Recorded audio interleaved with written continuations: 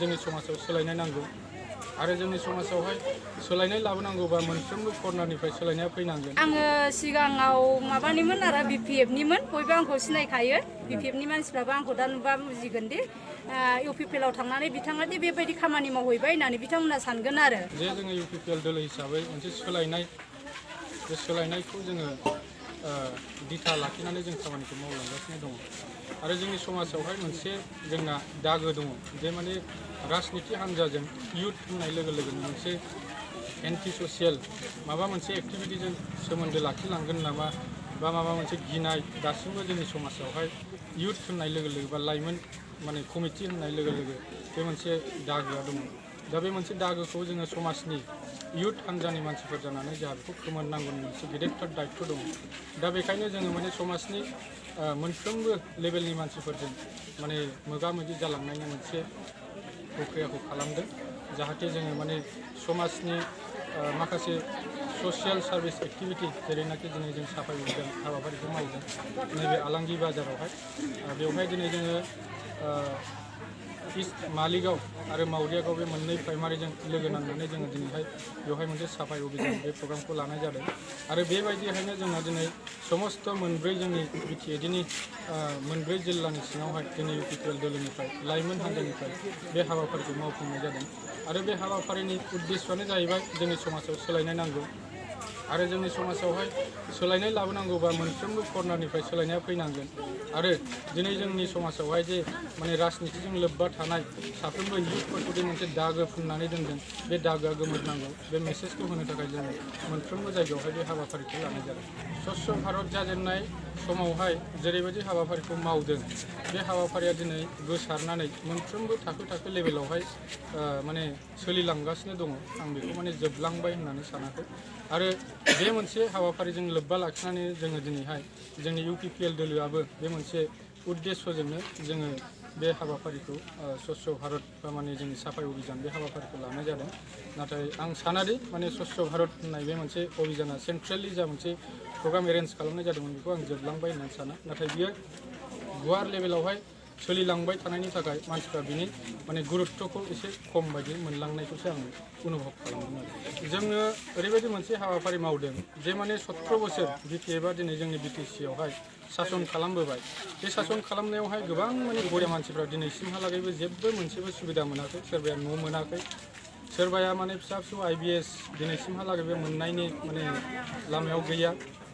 बा माने सोरबाया जब कार्ड मोनाखै बा मोनदोंब्लाबो सुसिनानै जाजादों। दा बेफोरनि मोनसे जोङो रेकर्ड कालेक्सन हिसाबै जोंनि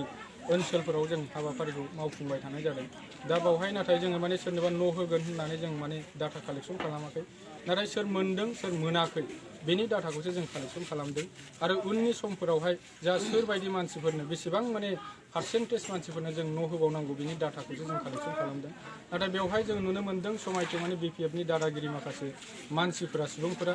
जोंनि माने मावथिफोरखौ माने गेजेरावहाय माने बायदि रोखोमनि सोंखारिनाय बखिनाय बा दमका दमकि खालामनाय बेखौ जों नुनो मोन्दों। बियो माने जोबोद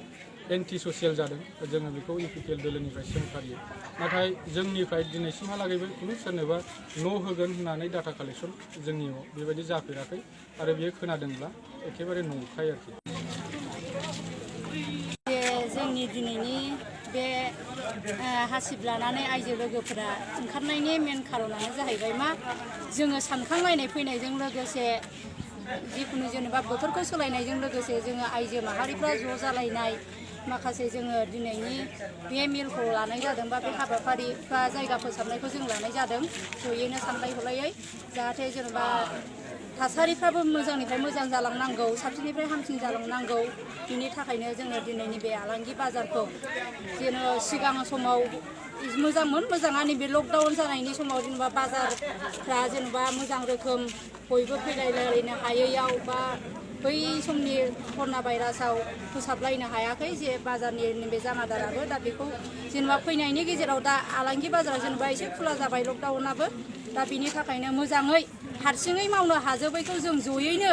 सानसे ओंखारलायनानै बे खामानिखौ जोङो मावलायनि होननानै जोङो आइजो लोगोफोर जोंनि नैबे महिला बा ज' रायलायलायनायनि गेजेरजों दिनैनि बे हाबाफारिखौ लानाय जादों आरो जों इउपिपिएलनि आइजोफोर आङो सिगाङाव माबानिमोन आरो बिपिएफनिमोन बयबो आंखौ सिनायखायो बिपिएफनि मानसिफ्राबो आंखौ दा नुबा बुजिगोन दि इउपिपिएलाव थांनानै बिथाङा दि बेबायदि खामानि मावहैबाय होननानै बिथांमोना सानगोन आरो दा आङो सिगाङावबो बिदिनो आङो माखासे ग्रुपफोरखौ आङो दैदेनबोदोंमोनबो मोजाङैनो दा माखासे आङो बे दोलोआव हाबनानैबो आरोबाव मोजां खामानि मावलांनो दैदेनलांनो आरो लोगोफोरखौबो साबसिननिफ्राय हामसिन सोलायनाय परिबर्तनखौ जों माबोरै सोलायबोनांगौ माबायदि मावबा माबोरै सोलायनाय लाबोनो हागोन बेफोरबायदिखौ जोङो जयैनो रायलायलायनानै दे जों ओरैबायदि खामानिखौ मावनानै जों दिन्थिग्रोनि होननानै जों बे खामानिखौ लानाय जादों आरो जों माखासे इउपिपिएल दोलोआव आङो हाबनानै आं बे खामानिखौ मावनानै दिन्थिनाय जाहैबाय जयैनो लोगोफोरखौ लानानै आरो जोंनि बे इउपिपिएल हान्जाया आरो बेबायदिनो साबसिननिफ्राय हामसिन आरो मावलांबाय थानो हाथों आरो फैगौ देरहासार जानाय जे जोंनिनो सार बुद्धदेब सारखौ जेन'बा इउपिपिएल दोलोनिफ्राय देरहासार होहरनानै आरोबाव जोंनि आइजो लोगोफोरखौ आरोबाव बिनिफ्राय साबसिन देनां सारा आरो सुबिदा होलांबाय थायो बे लामाखौनो जोङो दिन्थिग्रोदों सारनि सिगाङावबो बे आइजो लोगोफ्रा जेनेबा बेफोरबायदि खामानि मावनानै जे बेबायदि साफा लाखिनो हादों बेबायदि साननानै जे सारा देनां आइजोफोरनि माखासे मावनांगौ खामानिफोरखौ आइजोफोरनो माखासे खामानिफोरखौ हगारो बेखौनो आं आसा थि थायो